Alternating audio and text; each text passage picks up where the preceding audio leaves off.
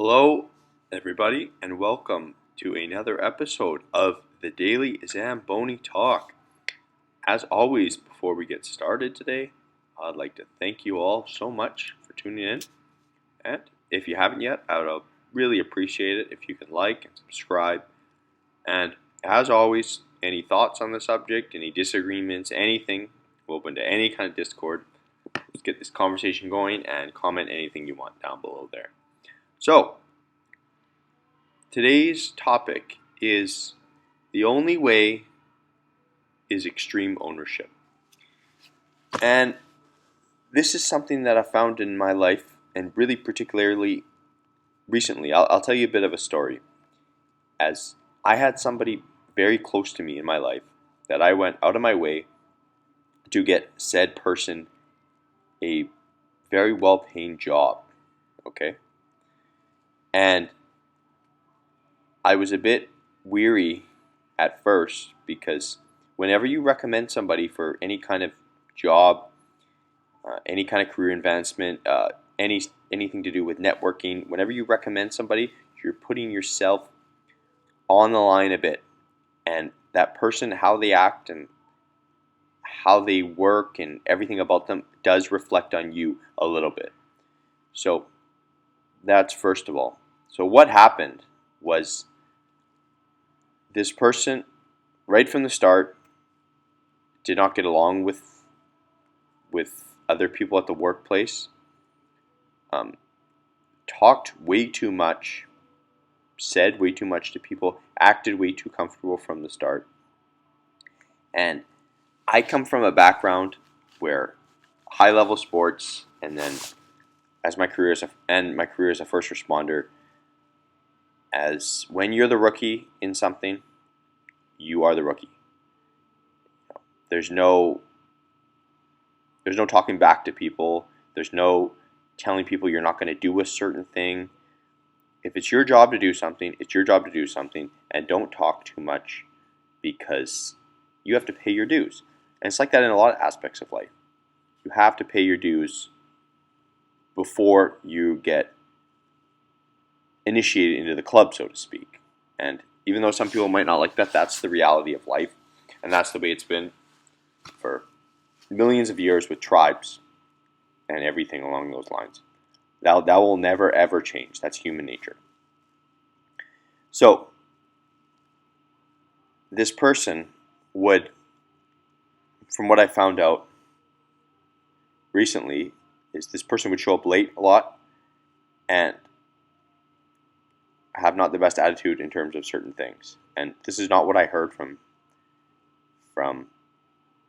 them, because they told me a very different story, but then I got another story from the boss. So, and then recently, this family member of mine has been let go from this job. And it was super unfortunate because it was a good job, because not only did this family member earn a good amount of money and would have been able to provide their family with a better life with this income. However, I also got to see them on a regular basis, and that was something that was really, really cool. But unfortunately, from what I've heard recently, they did get let go. And when I approached the family member about what was going on, what happened, immediately went straight to playing the blame game, the victim game, saying they did nothing wrong, they did everything they could, and they got let go.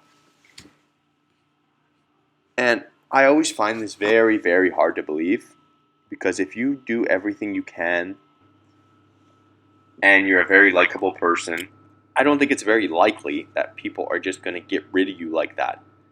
And I've worked with a lot of different people. At one time, I've had 4 or 5 jobs at a time. I've dealt with a lot of people. I've interviewed a lot of people for my rental properties and everything along those lines. I have a lot of experiences dealing with people. And I just didn't buy this whole story that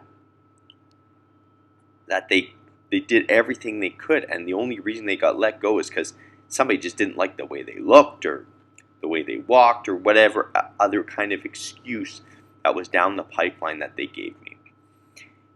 And then later I also found out that they were showing up late all the time. And like I said before, this is just something that requires no talent, doesn't require anything other than the fact that just to be there on time.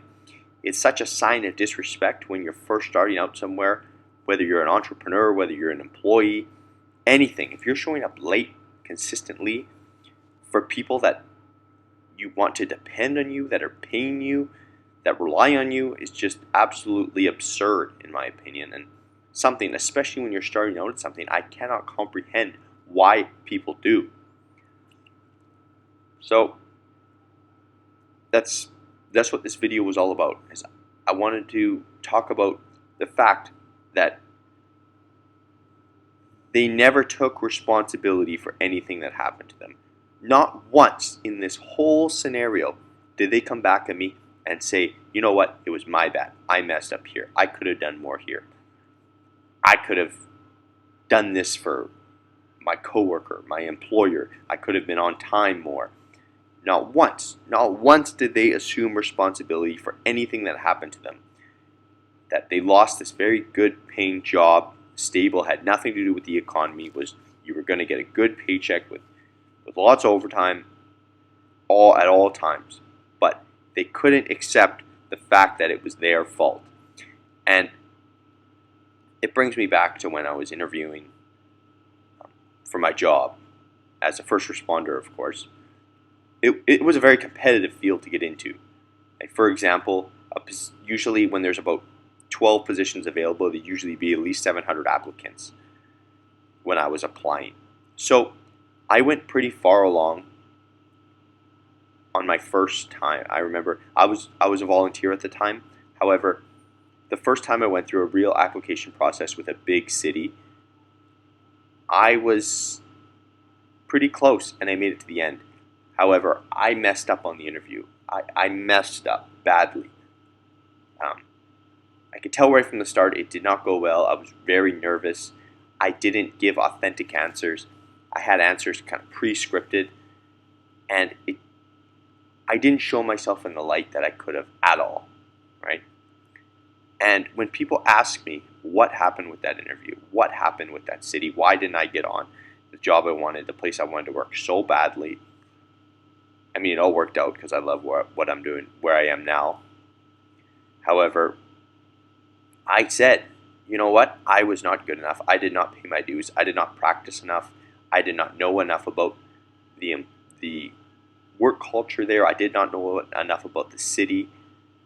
And that's what I said. That's the first thing I said. I did not say that the interview panel had it out for me. I did not say that they didn't want to hire me because I was this color or this gender or anything like that. That does no good in life in any way whatsoever. And when I'm dealing business with people, I don't even deal with people like that. If I hear anything like that come out of your mouth, that you're the victim and nothing's your fault and you're not assuming responsibility for anything, you're not taking ownership for anything that you've done, that's it. Our ties are cut instantly. And there's no coming back to that because it is an extremely competitive world in terms of everything. Everything is extremely competitive and it's only going to get more and more competitive with the amount of people on this world competing for little resources. That's the way it works. And especially valuable resources. That is the way it works. There is abundance. There is an abundant amount of resources for people that have an abundance mindset and that put in the work and take extreme ownership for everything they do. But there is not for people that do not do any of those things. Right? So, this family member that I went out of my way to get this job for and to try to improve their life by giving them a more stable income with great benefits and a good job, at least to get started on the right path, it was squandered. And all I heard over and over again was that it was not their fault. There's nothing else they could have done. The man had it out for them. The management had it out for them. You know,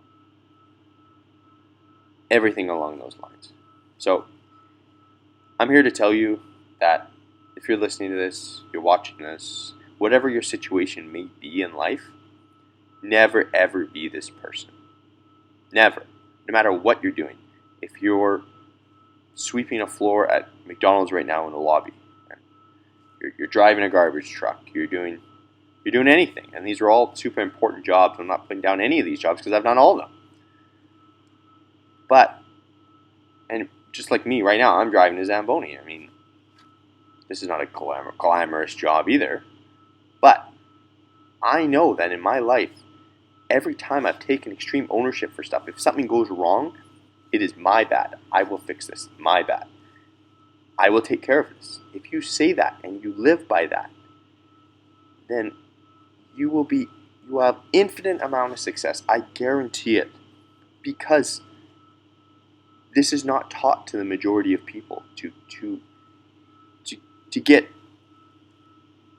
assume extreme ownership is not taught to people because it is painful and you have to suck up your pride and you have to do work, because if you are willing to take ownership for something and admitting that you did something wrong and you know that, the only other way out of that is to do the work and make yourself better in that area so it no longer happens. And that is what's necessary. So, unfortunately, this family member in the story that I told, they will always live a life of scarcity and misfortunes because of this mindset they constantly have. And their partner, the one they spend the most time with in life, also has a mindset that's even worse down this road. So when you hang out with somebody that much, you live with somebody that much, and they constantly put this in your mind that people owe you, and that the world owes you this, and that our life is so hard all the time, and we can never get ahead. It's impossible to do this. It's impossible to do that. That's exactly what you will get. That is exactly what you will get. So, I just finished reading the book, the Extreme Ownership book by Jocko Willing. And that's what this shows, is that when you're in, it's to the extreme example because they're in life or death situations where if they don't take extreme ownership for what they do in the Navy SEALs when they're on missions, then people will die. There's no two ways around it. You will die. And in my opinion, that is how you have to take life. Because if you're going to let opportunities go by you and you're not going to take ownership for them and you're not going to improve yourself in the areas you need to, and to admit that you were wrong when you were, and to actively fix those issues, you will die. You will die on the inside, and you will not be alive. So, thank you so much for watching this video. I'll catch you in the next one.